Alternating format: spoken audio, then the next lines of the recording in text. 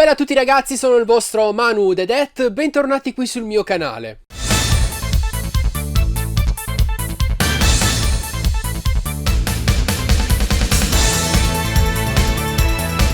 Un paio di giorni fa mi sono tolto uno dei miei tanti sfizi videoludici e ho acquistato uno dei miei primissimi cabinati arcade 1UP. Non avevo intenzione di farci un video, però avendolo postato nei social su Instagram e nella mia pagina principale di Facebook, alcuni di voi mi hanno chiesto se potevo farci un video per vedere una persona come me che ha acquistato cabinati originali già da diversi anni cosa ne pensasse di un prodotto simile. E alla fine eccomi qua per fare un video, soprattutto per farvi felici, a chi mi segue qua naturalmente sul mio canale. Prima di cominciare con il video di oggi vi ricordo come sempre di considerare l'iscrizione al mio canale e di lasciarmi un mi piace qua sotto a fine video se il video naturalmente vi è piaciuto. Come ho già anticipato anche prima, mi trovate anche su social come Facebook e Instagram. Bene, detto questo, avventuriamoci in questo mondo fatto di arcade 1UP. Beh, per prima cosa devo ammettere che se non fosse stato per la possibilità di pagarlo a rate con interessi zero tramite Amazon,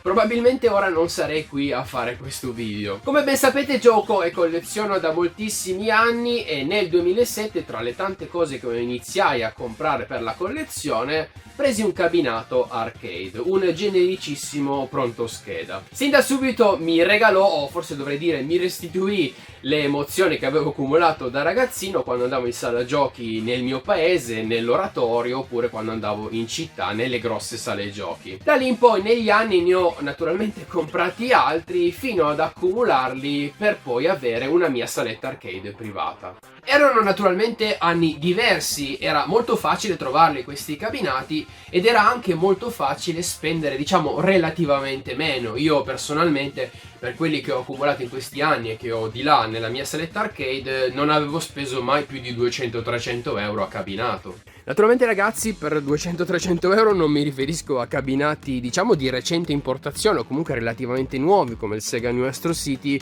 o il mio Taito Beolix. Non solo hanno prezzi diversi, ma questi cabinati all'epoca non si trovavano. Chiaramente per quella cifra che ho detto mi riferisco a cabinati che già si trovavano in Europa, comunque già in Italia, e facevano parte delle salette arcade di quei periodi. Questi che sono recenti, sono delle cose recenti, di importazione recente, sono fuori da quei discorsi. Questi sono sempre costati e costeranno purtroppo sempre. Sono chiaramente passati molti anni ed oggi è matematicamente impossibile poterli trovare a quei prezzi. Considerando poi che io sono sempre stato attaccato al supporto originale, beh, se non fosse stato per le rate di Amazon, onestamente non lo avrei comprato. Anche perché non solo non è un vero e proprio cabinato, ma la media del suo prezzo si aggira intorno ai 500 euro, che non sono proprio pochi. Personalmente faccio molta fatica a farmi piacere questo tipo di prodotti. In questi anni, ad esempio, ho comprato moltissime delle console mini che sono uscite in commercio per poi usarle mezz'oretta, rimetterle via e tornare a riutilizzare gli originali come ho sempre fatto. Però ho dovuto fare questa piccola introduzione perché appunto per come sono fatto io e per come piace a me ho sempre utilizzato il supporto originale. Insomma, spero che apprezzerete le opinioni di uno con un background come il mio, perché devo ammettere che su certi punti mi ero decisamente sbagliato. Mi ero fatto delle opinioni un po' troppo severe e forse direi anche un po' troppo da boomer, essendo io nato nel 1984. Partendo da forma e dimensioni, beh, oramai non posso più mostrarvi come si monta questo cabinato perché, ripeto, non avevo intenzione di fare questo video, quindi ero un po' impreparato. Ma in ogni caso, se avete mai montato in vita vostra nei mobili Ikea, beh, ecco, sapete esattamente qual è il processo, è praticamente la stessa identica cosa.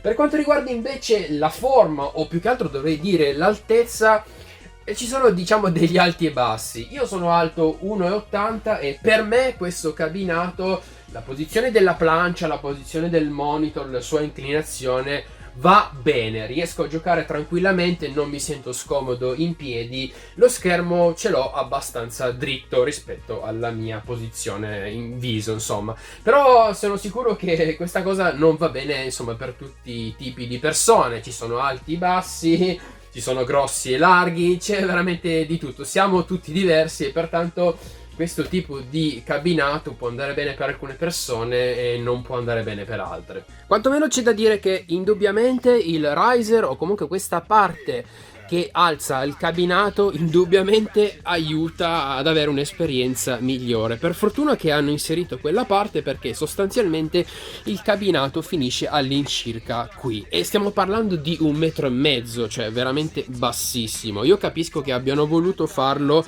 sia per accontentare i più grandicelli come me, ma anche i bambini, insomma, per farli avvicinare e giocare più facilmente a questo tipo di cabinati. Però complessivamente secondo me non soddisfa nessuno dei due, o quantomeno i grandicelli come me sono poco soddisfatti dall'altezza. Per quanto riguarda la grafica e l'estetica c'è veramente poco da dire. Si ispira tantissimo al modello americano del cabinato di Marvel vs Capcom 2, a differenza del nostro, che non solo non è arrivato, ma Marvel vs Capcom 2 da noi si poteva trovare nei cabinati Sega Naomi, che sono quei tipici cabinati bianchi che si trovavano nelle nostre sale giochi a fine anni 90, inizio anni 2000. Insomma, è veramente molto bello. Le grafiche sono fatte bene, sono ben curate, anche se ci sono alcune cose che mi hanno un po' fatto storcere il naso.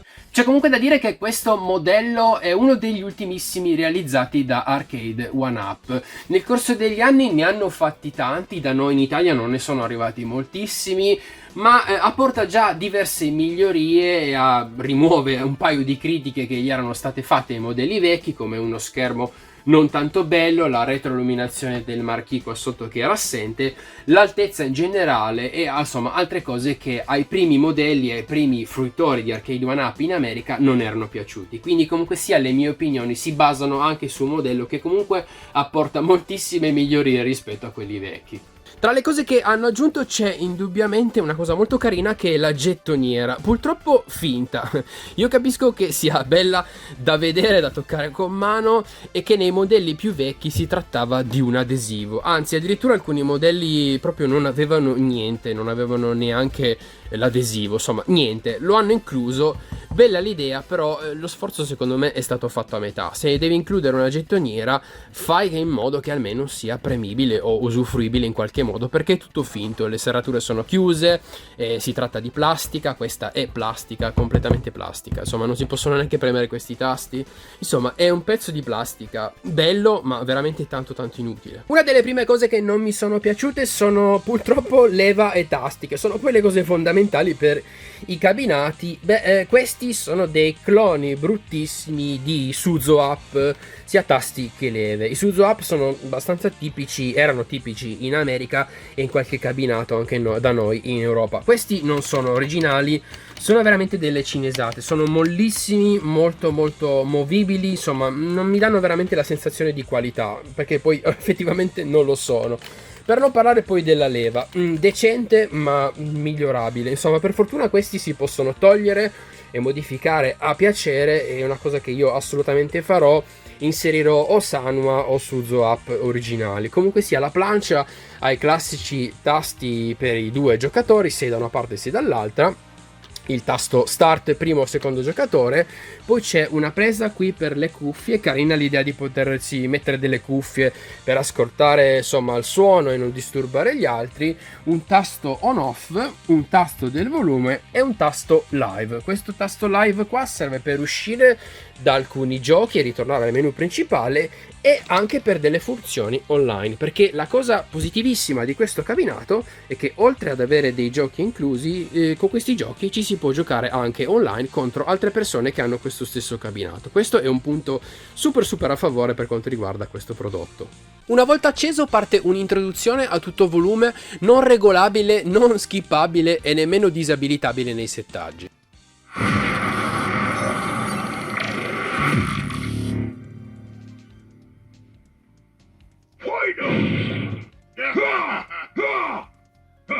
Let's rock! Ho trovato buffo che hanno inserito le cuffie e poi all'avvio sembra di trovarsi al soundcheck di un concerto. Dopo l'accensione del cabinato, l'unica parte retroilluminata è il marquee posto in alto, proprio come i cabinati veri. Però, tornando al discorso di prima, dove avevo detto che a un discorso di livello estetico c'erano certe cose che non mi erano piaciute, Purtroppo è questo marquee stesso. Il suo problema è che la risoluzione di questa immagine è di scarsissima qualità, è veramente molto bassa. Non posso credere che non abbiano trovato una risoluzione migliore del marquee o che non siano riusciti a farsele dare da Capcom o dalla Marvel, dato che questo cabinato comunque ha la licenza ufficiale. Guardandolo da vicino si vede palesemente che le immagini sono sgranate e non hanno una bella qualità. È una brutta cosa, anche perché questo pannello lo hai praticamente sparato in faccia ed è una cosa che noti subito. Davvero un peccato che abbiano fatto un errore simile.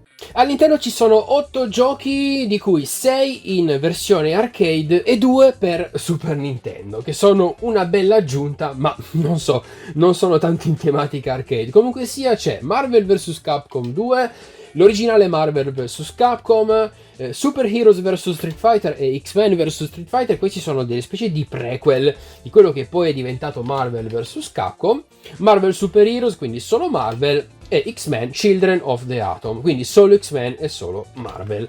Gli ultimi due titoli sono quelli per Super Nintendo, X-Men Mutant Apocalypse e Marvel Super Heroes War of the Gem. Sono dei single player titoli usciti per Super Nintendo. È bella l'aggiunta che hanno fatto, però nell'ambiente arcade non è che c'entrano tanto. Comunque sia, ogni titolo arcade ha la sua leaderboard a lato, con i giocatori più forti, con le loro vittorie e le loro perdite. Questo perché ognuno di questi giochi, a differenza di quelli per Super Nintendo, possono essere giocati online contro altri giocatori. Ogni menu ha un sottomenu con il settaggio dei giochi, si può scegliere la difficoltà, il tipo di danno, il timer, la velocità del gioco stesso, si può abilitare o disabilitare il suono, e la features che mi è piaciuta di più sono le scanlights. Io le ho messe su tutti i giochi perché mi piace l'effetto che ha di finto cabinato e di finto CRT, quindi tubo catodico. Questi sono, diciamo, i giochi principali che sono inclusi all'interno di questo cabinato di Marvel vs Capcom 2. Per quanto riguarda la qualità dello schermo, secondo me è veramente ok. Certo, non ha le stesse rese che ha un CRT, quindi un tubo catodico in RGB, però si vede tutto sommato bene. Io ho anche aggiunto le scanline che gli danno appunto quell'effetto vecchio tubo catodico. È un classico LCD che non ha i neri profondissimi, ma quantomeno ha l'aspect ratio in simil 4 terzi. Questo è un 5 quarti, comunque siamo lì, ecco. Non è un 16 noni slavato e allungato come molte persone fanno purtroppo per questi vecchi giochi, ma anche questi vecchi cabinati.